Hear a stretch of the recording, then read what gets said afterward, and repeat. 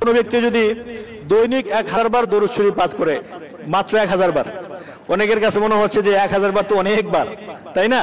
কিন্তু কোনো ব্যক্তি যদি এই আমলটা করতে পারে, আল্লাহ তাআলা, আমি এই আমলটা করার পরে, আমি পরীক্ষিত একটা আমলের কথা বলছি, আমার কোনো একটা সময়ে 2018 সালে একটা বিষয়ে খুব বেশি প্রয়োজন ছিল, এবং এটা এমন একটা সময় প্রয়োজন, ওই সময়ে ওইটা পাওয়ার আর কোনো সম্ভাবনা নেই। তো একটা আশা ছিল যে আমলটা করতে থাকি, ইনশাল্লাহ দেখি আল্লাহ এর দ্বারা কোনো ফলাফল দেয় কিনা। তো দৈনিক ফজরের নামাজের পরে 1000 বার দরুদ শরীফের আমল করেছিলাম। তো বেশিক্ষণ সময় লাগে নাই। তার ছোট্ট দরুদ যদি আমরা আমল করি, সাল্লাল্লাহু আলাইহি ওয়াসাল্লাম, এটা একটা দরুদ, এটা যদি কোনো ব্যক্তি 1000 বার পড়ে, খুব বেশি 25 থেকে 30 মিনিট সময় লাগে, আরো কম লাগতে পারে, আমার 25 মিনিটের মতো লাগতো। তো প্রতিদিন ফজরের নামাজের পরে এই আমলটা শুরু করলাম। তো শুরু করার পরে আল্লাহর উপর ভরসা করে গেলাম।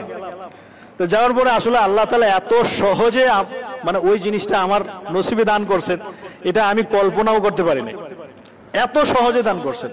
অথচ ওইটার জন্য প্রতিযোগিতা হয়, অনেক কম্পিটিশন হয়, অনেক কিছু হয়।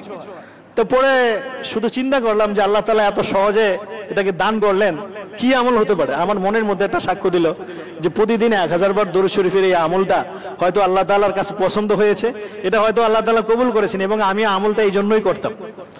এজন্য যারা এই আমলটাকে অভ্যাসে পরিণত করবে ইনশাআল্লাহ, একটা টার্গেটকে কেন্দ্র করেন, যে দেখেন আমি একটা আমলের কথা আপনাদেরকে বলি, মৃত্যুর সময় কালিমা নসিব হওয়া অথবা ইমানের হালতে মৃত্যুবরণ করা, এটা বহুত কঠিন একটা বিষয়।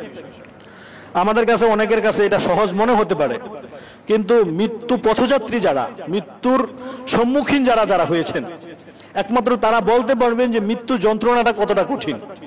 হাদিসের মধ্যে আসছে, যখন একজন ব্যক্তির কাছে মালাকুল মউত সামনে চলে আসে, ঠিক তখন ফেরেশতার একটা, শয়তানদের একটা টিম চলে আসে, শয়তানের একটা টিম চলে আসে যে এই ব্যক্তিকে এই শেষ মুহূর্তে যদি ঈমান হারা করে দিতে পারি তাহলে আমি সাকসেস।